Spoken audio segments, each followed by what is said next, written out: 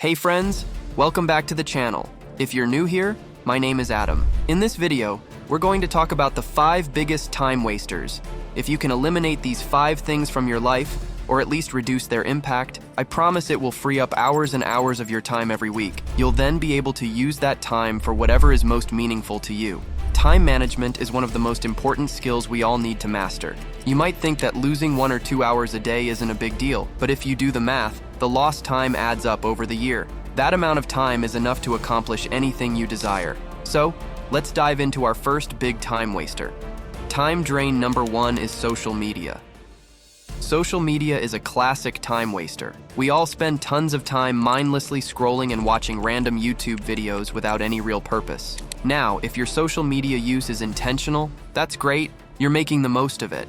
But for most of us, and definitely for me in the past, and still a bit now, our social media usage isn't that intentional. These social media companies pay hundreds, if not thousands of engineers to work on these apps to hijack our attention. They want to get us hooked on the endless cycle of checking TikTok, Instagram, Twitter, or whatever your go-to platform is. It's like being on a hamster wheel, constantly seeking that next dopamine hit. Because all these platforms use algorithms instead of showing posts chronologically, you will never be completely up to date. There's always more content being fed to us by these algorithms, so you'll never catch up with your newsfeed. Luckily, there are several practical strategies to stop the endless scrolling. One thing that really helped me when I was trying to break my social media addiction was installing a free app called 1sec. This app adds a loading screen to all of your social media apps, which creates a small delay and helps you become more mindful about your usage. So, when I'd open Twitter, the app would make me wait 5 seconds and ask if I still wanted to open it. It also gave me links to Kindle and Audible, which I had chosen as more intentional apps to use. This really helped break the cycle of mindless scrolling. When it takes 5 whole seconds to open Twitter, you start to think, do I really want to open Twitter right now? Most of the time, I would decide not to open it. This small pause made a big difference in helping me be more intentional with my time. Another thing I found super helpful was removing all social media apps from my iPhone home screens. Now, if I want to open Instagram, I have to swipe down, type Instagram, and then click on it. This adds a bit of friction because my fingers haven't developed the muscle memory to do it automatically. It's not as easy as just tapping an icon on the home screen, which really helps reduce mindless scrolling. When Instagram was on my home screen, it was way too easy to just swipe a few times, open the app, and start scrolling the newsfeed without even meaning to. Another great strategy is using screen time limits on your phone. There's also a fantastic app called Opal that some of my friends love. It physically stops you from accessing certain apps. Some people log out of their social media accounts or even uninstall the apps completely. And here's a bit of a hot take. I genuinely think these social media companies have tricked us into believing we need to scroll to relax. I've never heard anybody say, oh, scrolling TikTok for 2 hours before bed helps me relax. But honestly, I've never seen any study that shows TikTok is anything but a stimulant that reduces the quality of your sleep. Humanity did not evolve to constantly scroll and get dopamine hits as a form of relaxation. Sure, we all need ways to unwind, but there are better ways to relax than endlessly scrolling through social media. What I'd recommend is to think of these tips as experiments you can try in your own life. Try deleting all the social media apps from your phone. Try installing 1sec. See what works for you. Some of these experiments might be effective, while others might not, but the idea is to treat yourself like a system. Make small tweaks to see what helps you break the habit of mindlessly checking TikTok or other social media apps. This way, you can find more productive and genuinely relaxing ways to spend your time. Time drain number 2 is the news. If something really big is happening in the world, you'll probably hear about it anyway. Most of the time, the news cycle is designed more for entertainment and clicks than for actually informing us about current events. It's important to be a responsible citizen and stay informed, but reading the news should be intentional rather than reactionary. For example, sometimes I decide I want to read the news, so I'll open The Economist and read the World in Brief section. This way, I'm choosing when and what to read, rather than habitually checking the news every day, and sometimes I'll open up The Economist and read the World in Brief section. Or if there's a big event happening, I'll decide to find out more about it by actively seeking information. What I stopped doing, which used to waste so much time, is habitually checking the news every day. Remember, it's important to focus on what's beneficial for you rather than just what's entertaining. Alright, time drain number 3 is TV. This might be a controversial take, but remember, nothing in this video is meant to be life advice. I'm not telling you what to do or how to live your life.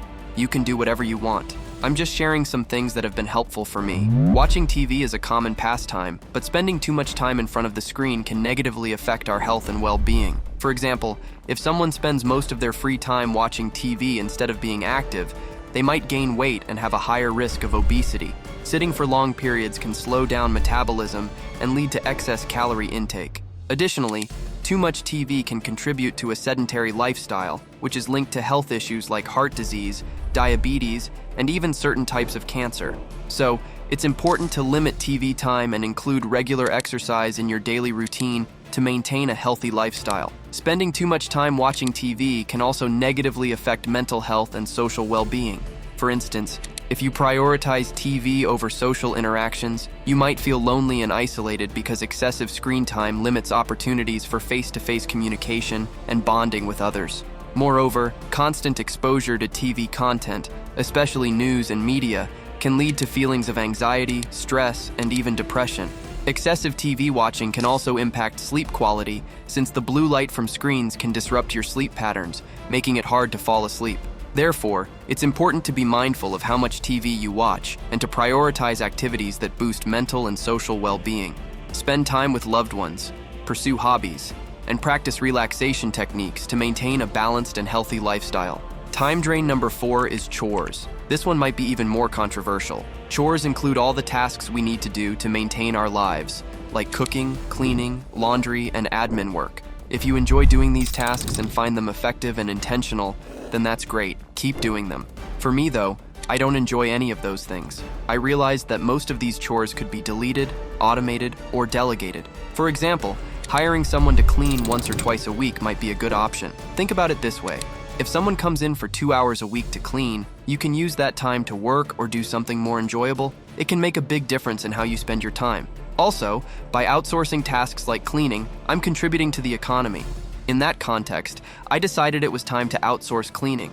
If your hourly rate is 0, it's hard to delegate chores, but it's important to realize that money and time are interchangeable. You can use money to buy back time, and this concept blew my mind when I first discovered it. Time management isn't just about being more disciplined or filling up your calendar. It's also about strategically and intentionally using your resources, like money, to free up your time. It's like trading a less valuable resource, money, for a more valuable one, time. As we talked about, we can never get back the time we've used, but we can always make more money later. Think about how much that extra time is worth to you. What could you do with an extra 2 hours? How valuable is it to spend those 2 hours with your kids, going for a walk in nature, reading a book, or making progress on a hobby, instead of cleaning the house if you don't enjoy it? Try it as an experiment. Hire a cleaner once or twice and see how it feels. If it works for you, that's great. If it doesn't, it's just an experiment, and at least you've gained some insight from it. Time drain number 5 is squandering spare minutes. This concept comes from Matthew Dix's book, Someday is Today, which is an amazing read on mastering time management.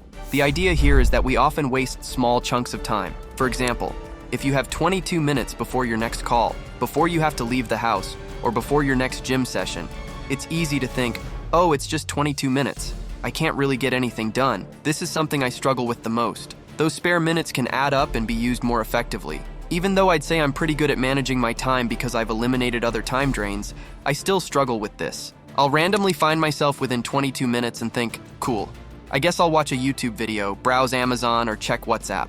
I end up in this limbo mode, doing nothing substantial until it's time to move on to the next task.